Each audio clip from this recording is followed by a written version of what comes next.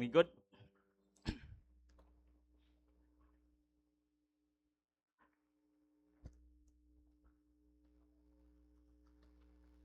Mayong gabi kanatong tanan.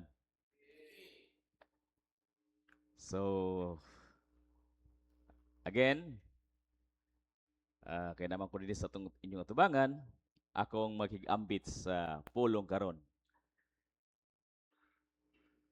Ang atong pagtulunan karon, atong ikuha kini sa Ebanghelyo ni atong naging Domingo.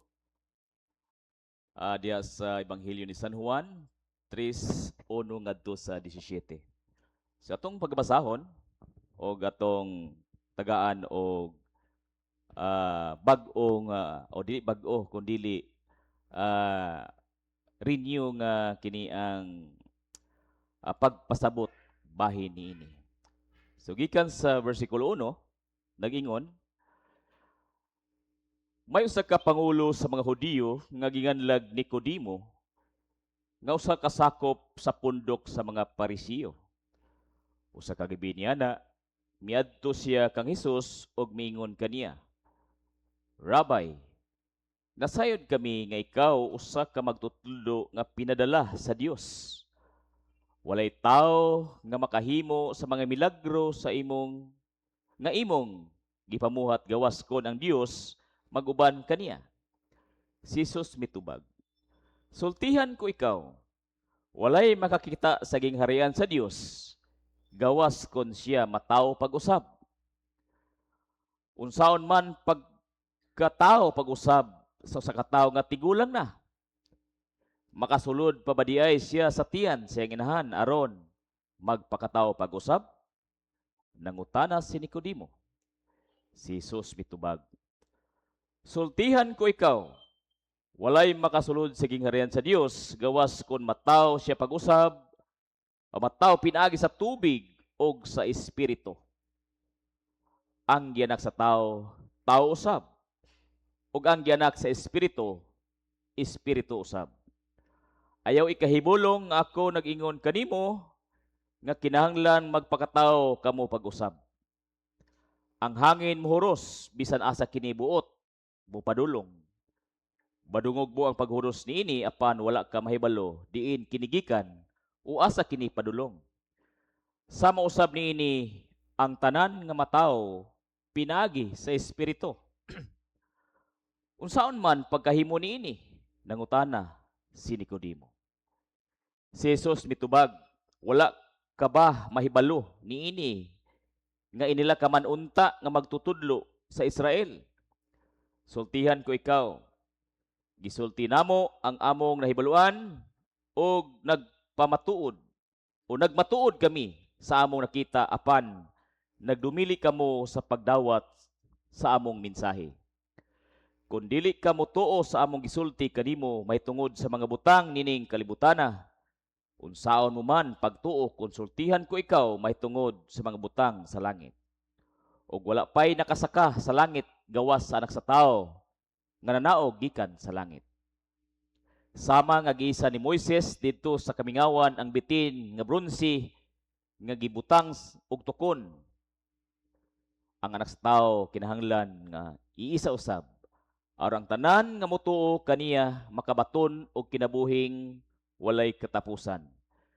Kay gihigugma pag-ayo sa Dios ang kalibutan og tungod niini gihatag niya ang iyang bugtong anak aron ang tanan nga motuo kaniya dili malaglag kundili makabaton hinuon sa kinabuhing dayon. Kay wala ipadala sa Dios ang anak nganhi sa kalibutan aron pagsilot kundili aron pagluwas niini. So itong last nga Sunday, so ang homily naga-focus sa kini ang ni Birhen Maria. Kuan sa atong magwawali nga ang kaimportante kang Birhen Maria isip usa sa atong kini ang dalangpanan o magtatabang. Dili ingon nga nag-ambot ta ni Birhen Maria, kundili nidangop ta kaniya para sa pag-intercede diya sa atong mga kinabuhi. So muna ang gikuri karon sa sa Romano nga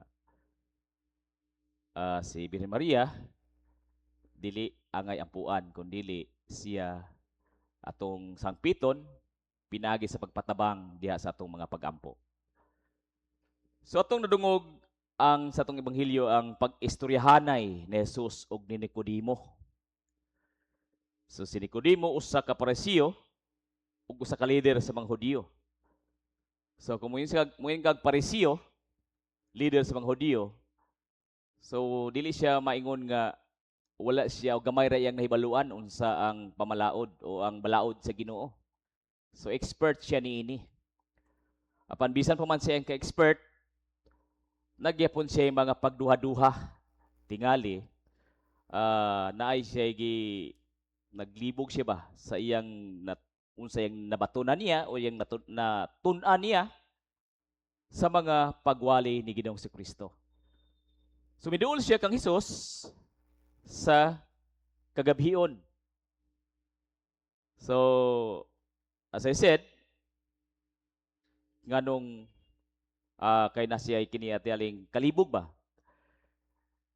Tingali nahadlok siya nga makita sa uban nga niduol siya kang Hesus or mauwaw siya o tingali nangita siya og kahayag diya sa nga ngit-ngit sa iyang kasing-kasing nganong gabi magid siya niadto basin tingali og wa ta kahibalo sa iyang hunahuna nganong kilang gabi gid siya moduol kang Ginoong Kristo. Ningon si Jesus kaniya, gawas kon mataw pag-usab ang sa katawo dili siya makakita sa gingharian sa Dios. So nalibog si Nicodemo. Giun sa man pagkatawo pag-usab kung tigulang na.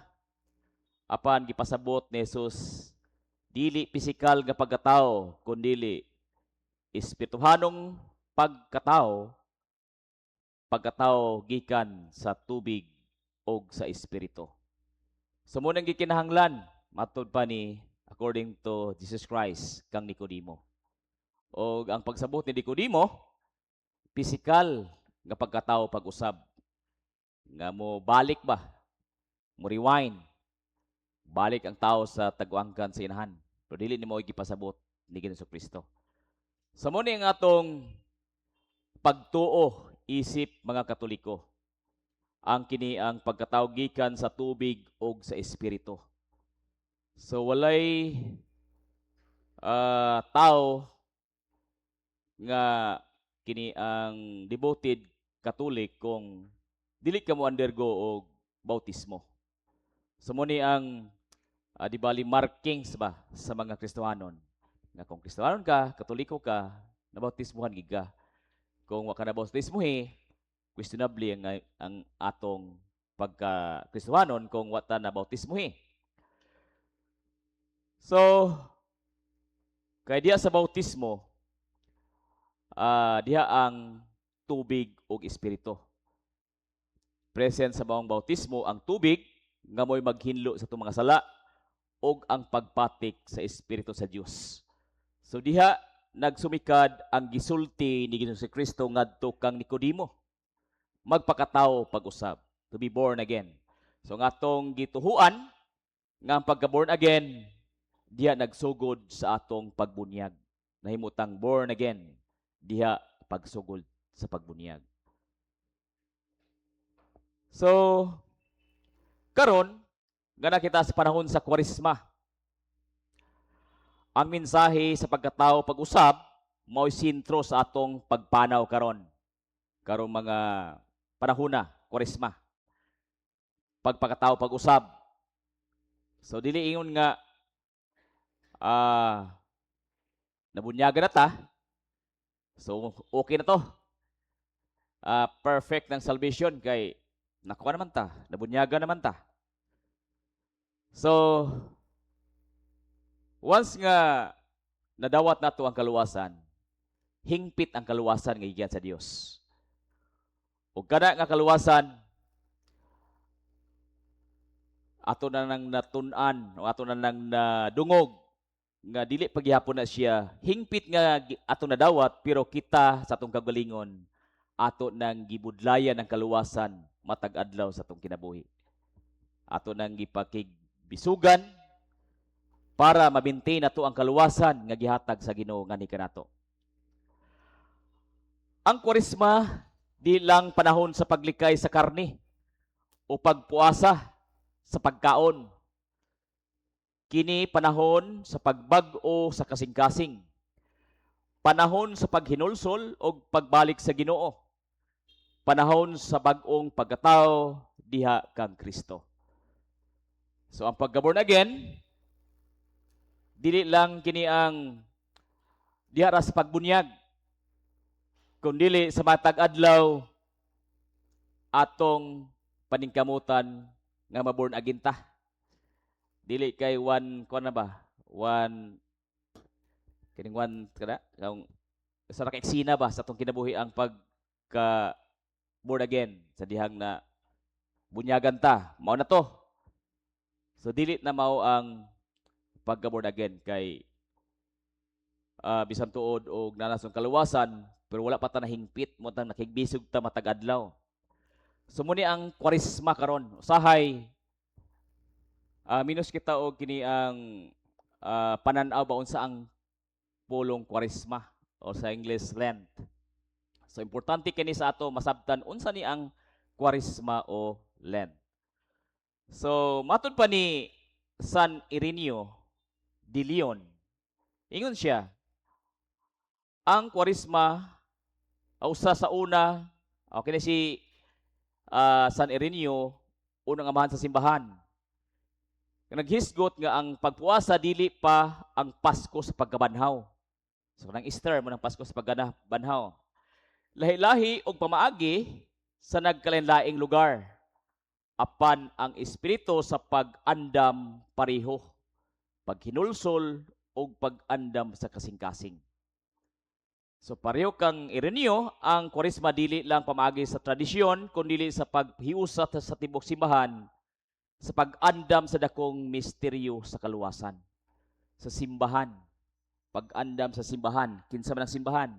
Kita nga mga katawhan nga nag-gather diha sa atong pagsimba sa Ginoo. Kitang simbahan para sa kinatibok ang kaluwasan. So dili lang iya-iya, kundi kinatibok ang kaluwasan. Ug matong usab ni Tertullian,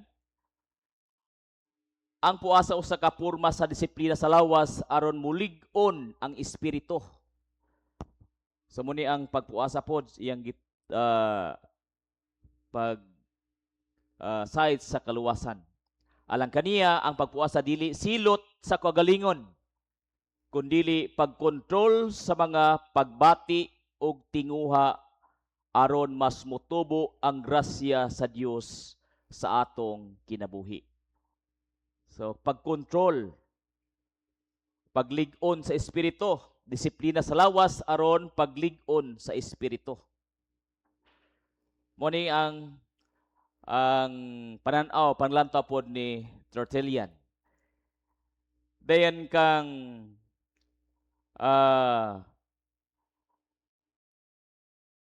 San Anastasio de Alejandria, nauhag sa mga Kristohanon nga bantayan ang 40 adlaw sa Kwaresma isip panahon sa paghinlo sa kalag. So, muni ang iyang panglantaw bahin sa Kwaresma. Para kaniya, ang Kwaresma usa ka espirituhanong panaw padulong sa Pasko sa pagkabanhaw, sama sa Israel nga naglakaw sa kamingawan paingon sa yutang saad. So, nagyoy kini ang sacrifice sama nining mga katawhan sa Israel nga nagpanaw sa kamingawan. So kita usab aduna gyud pagsakripisyo nga pagahimuon para sa atong gitinguha nga saad sa Ginoo. Yuta sa saad. So muni ang kining mga panglantaw sa mga unang amahan sa iglesia. So kining giingon ni Tertullian nga disiplina sa lawas aron malig-on ang espiritu. Usahay ang atong kagalingon minanduan sa lawas. So walay tao nga dili mosul sa lawas, labi na kung gutom mo na magwal gid ang atong tiyan, mangita gid nagpagkaon. O musunod gid ang atong kaugalingon, magkaon gyud kay mo man gipangita sa lawas. So sa atong pag-control sa atong pagkaon pinagi sa pagpuasa, then atong gi-control ang atong kaugalingon. Gi-control nato atong gutom. Gi-control nato ang atong emosyon. Labi na sa atong mga kinaiya, atong kontrolon. Kay mo ni ang usahay layo ang tao diha sa presensya sa Dios tungod sa atong lawas nun o kalibutanon nga lawas. Mo ni ang magdala nato nga kini ang magdala nato ngadto sa kalibutanon.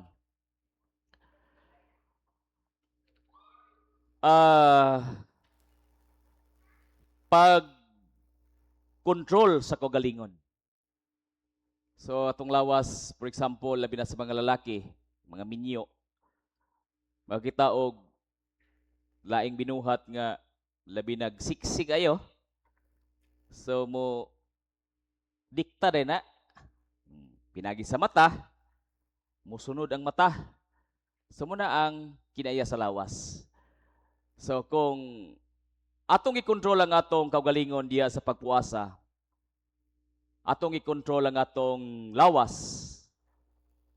og atong gitugutan ng espiritu maoy mahimong healthy.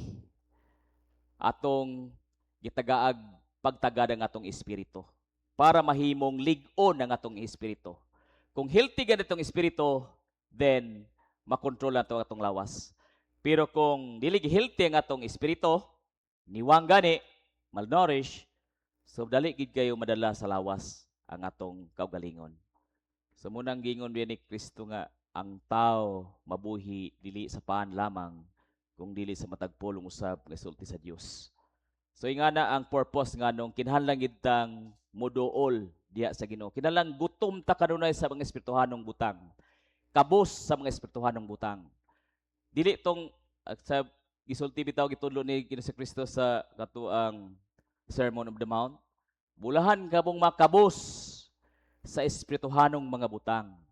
Dili sa kabus sa material nga butang, kundi dili sa espirituhanong mga butang. Kay diha sa espirituhanong butang makapanglihok ang Ginoo. Kay ato mang tugutan nga makakaunta sa mga espirituhanong butang. Bisan sa ginagbay nga tipok, ginagbay nga panagtapok, maghiskot sa pulong sa Dios, tuwa ta kanunay present kay gutuman ta sa espirituhanong mga butang. Pero kung atong ginoo nga ay balik-balik naman ang pulong sa Ginoo, naibalo naman ko na ako naman nang nalukop og basa ng Biblia. Mura man gyapon ang kinabuhi. So muna usahay ato malimtan ba ang giingon ni Kristo nga magpakatao ta pag-usab. Kay kung moibutang gani sa panahon nga ay wala na may pulong nga wala pa nako nabati na panata na mura og kinahanglan ta nga maminaw na pud sa gisulti ni Kristo nga magpakatao pag-usab. Atong balikan unsa ta. Atong balikan niyang giingon nga kabus sa espirituhanong mga butang. So muna ang kinahanglan nato nga pagbuhaton diha sa panahon sa Kwaresma. Kay sama kita kang Nicodemo. Nakaila sa Dios, nag-alagad kita, apan aduna gihapoy kahadlok, pagduha-duha, o kangit-ngit sa sulod. Sulod sa tong huna-huna ba? Sulod sa tong kasing-kasing, nagyapoy kangit-ngit. Kung nay kangit-ngit, nagina dayon mga kahadlok, kabalaka, mao gina na ang mo-manifest sa atong huna-huna. Ang Ginoo nag-awhag kanato nga mogawas sa kangit-ngit ug mudawat sa kahayag. Muna gingon ni Ginoong Kristo. Kay sismingon, ang Dios na higugma pag-ayo sa kalibutan nga gihatag niya ang iyang bugtong anak aron ang tanan nga motuo kaniya dili malaglag kun dili makabaton og kinabuhing dayon. So muni ang heart of the Bible, John 3:16. So muni ang atong kini ang huptan kung kita murag hopeless na sa atong kinabuhi. Mayo kining linya sa kasulatan. Ang Kwaresma dili istorya sa silot, kundi istorya sa gugma. Kay mobile na itong i-motivate din sa atong mga anak. Ay, gabaan gid ka. Gabaan ka sa Ginoo kung di ka mo simba. Gabaan ka sa Ginoo kung di ka mo tuman sa gisulti sa atong leader. So, pero di pa sa naingon nga sayop na kay pag-motivate ba nga magbinutan itong mga anak. So, sama sa kanato nga magabaan gyapon ta kung unahon nato ang kalibutan kaysa pagtambong diha sa atong pagtapok sa Ginoo. Ang Dios wala nagpadala sa iyang anak aron hukman ang kalibutan, kundi aron luwason kini. Mao kini ang atong paglaom. So, wala gihigugma sa Ginoo ning kalibutan. Ang kalibutan gihigugma sa Ginoo, apil ang naa niini, tanan nga naa niini. So muna nga atong huptan, atong pagtuo. Apan ang pangutana, andam ba kita mataw pag-usab? Andam ba kita mobiya sa daang batasan? Ang kasuko, kahakog, pagpasagad. Sa muna atong andam nga hikling ba? Ang Espiritu Santo naglihok sama sa hangin, dili nato makita, apan mabati nato ang epekto. Kung atong tugutan ang Espiritu nga manglihok sa atong kinabuhi, bag-ohon niya kita gikan sa sulod. So muna ang kini ang pagpamuhat sa Espiritu Santo kung kita mualaw lang gyud nga makapamuhat ang Espiritu Santo sa atong kinabuhi. So kining adlaw midweek service, nagpahinumdum kanato sa atong pagtuo di lang pang Domingo. Kini adlaw nga relasyon sa Ginoo. Ang Kwaresma mao higayon nga mas lawom ang nga pag-ampo, matinud-anong paghinulsol ug mas aktibong paghigugma sa sigatawo. So muna ang atong hatagan og pagtagad. So balikan nato tong kini ang paghigugma. Paghigugma sa sigatawo. So ang paghigugma usa ka batasan nga iya sa Ginoo. Ug ang sukwahi nini dili iya sa Ginoo. So usahay kanabitong pagpuasa, kanabitong di tagkaon. Okay maginang dili ta mo kaon kay ato sa akong gingong kaganiha nga nagkontrol na sa atong kalibutanon nga aspeto. Pero kanabitong pagpuasa nga nagsigig puasa, nya murag gyapon ang imong kinabuhi, kusog gyapon ka man nismis, kusog gyapon ka man libak o chismis o libak, kusog gyapon ka mag-judge sa imong isigitaw. So wala gyapon pulos ang pagpuasa kung ingana ang atong notion ba, ingato tong panghunahuna. So kung magpuasa ta, atong i-control atong kaugalingon diha sa mga kalibutanong mga butang. Mao nang ang pagpuasa dili lang pagkontrol sa pagkaon ang labi gayong mensahe niya na mao gyud ang pagkontrol sa atong pagbuhat sa kalibutanong mga butang nga mo'y makapadismaya sa Ginoo sa atong kinabuhi. Sama ni Nicodemo, mudol kita sa Dios. Mudol kita nga Hesus bisan pa sa atong kalibog, kangit-ngit o walay kining padulngan. Ug sama sa iyang nadungog, madungog usab nato ang maayong balita. Gihigugma kita sa Dios, gitawag kita sa bag-ong kinabuhi, gitanyagan kita og kaluwasan. So again, atong ibutang sa atong kagalingon nga hingpit ang kaluwasan nga gikan sa Dios, pero kita papay maghingpit ini sa atong tagsa-tag sa kagalingon. Kay bisan tog linuwas na ta, apan mahigugma pa magyapon ta og buhat sa mga kalibutanong butang. Buti pasabot ni ini nga nagkinalang gyapon ta grasya sa Ginoo matag adlaw. Di ta magsalig luwas na bitaw ko. Okay ra kani ang maghimo ko sa mga kalibutanong mga butang. So dili gid na mo'y angay natong ibutang sa atong nahuna labi na karong panahon sa Kwaresma nga kung muna tong practice kaniadto ato gid nang hinahinayan og bag-o sa atong kinabuhi. Hinaut nga kining panahon sa Kurisma mahimong tinuod nga pagkatawo pag-usab alang kanato usa ka kasing-kasing nga bag-o, usa ka espiritu nga lig-on, usa ka kinabuhi nga nagpakita sa kahayag ni Kristo sa atong kinabuhi. So muni ang dugukan sa atong mensahe karong Kwaresma nga control dili lang sa pagkaon ilan na magyud sa atong kaugalingon nga mga batasan. Kada mga batasan nato bitaw nga makaingon ang uban nga sus dugay man kay siya na Kristohanon niya. Mo man lang gyapon iyang batasan. So ingana ang kini ang atong kini ang kinaiya kung paday lang ta nga naminaw sa pulong sa Dios nga walay pag-examine sa atong kaugalingon ngang pulong sa Ginoo ni coincide ba sa atong pagkinabuhi matag adlaw.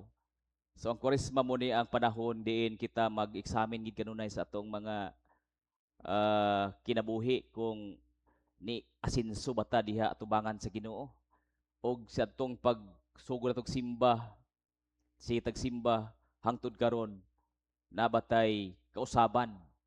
So dili man makita dayon pero sa kadagayon na sa panahon ba atong hunaw-hunaon nga kinsa ako kaniadto og karon mao ra ba gihapon ang akong kinabuhi. So ingana nga mga kini ang pag-contemplate sa atong kagalingon nga kung asa na bata diha sa pagpangalagad sa Ginoo. Asa na bata diha sa atong pagsimba sa Ginoo. Kung sa una atong inampuan mga 5 minutes lang ba hangtod karon 5 minutes lang gihapon. Kung sa una mag-participate ta sa mga kalihukan sa simbahan tungod na lang kay naikog ta. So hangtod ning ana lang ba ang atong pag-response diha sa iglesia. So kinahanglan mo upgrade ang atong spirituality sa atong kinabuhi. Dili kay balik-balik ra man ang balik-balik ra man ang pulong. Una-una ra man ni Father ang atong nadungog kanunay. Iya ra man na ang opinion. Dili ginaya mo amo-amo ang opinion kay kung amo-amo ra ang opinion wa gid lain mi ka share ni mao ra gid ang among buot-buot ra pod nga mga kuan, buot-buot ra pod nga mga ideya. So kini nga mong ipang istorya sa inyo, collective po ni sa mga maayo nga mga pagtulunan sa uban. Nga open ta sa mga bagong pagtulunan di kay kada bitong sirado kandado ang atong pangunahuna. Nga di gid maabrihan ba? So open ta sa mga mayong butang, open ta siya sa pag-uswag sa atong espirituhanong pagkinabuhi. Kay bisan pag moabot patag pila ka century sa atong pagpangalagad sa Ginoo kung kanunay gid tang nagpuyo ra gihapon sa atong kaugalingon nga dimension wa gyoy pag-asinso sa atong pagkinabuhi. So hinaot nga sa mubo nga panahon nining midweek service natay mapupo ba pag-examine sa atong kaugalingon kung yun sa atong pag-control atong kaugalingon.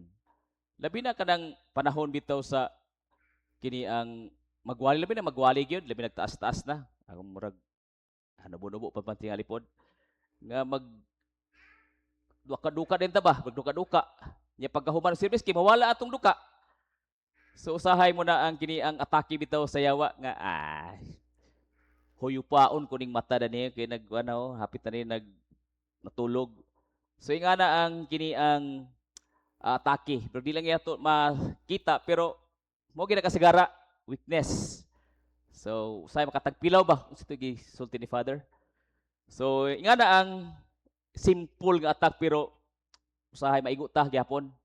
So kinahanglan nga sa ginagmay nga paagi ato nang mapasaran diha sa atong pag-alagad sa Ginoo. So muna nga itong mensahe karon kagabion, announcement. So magpalayon gyapon ang atong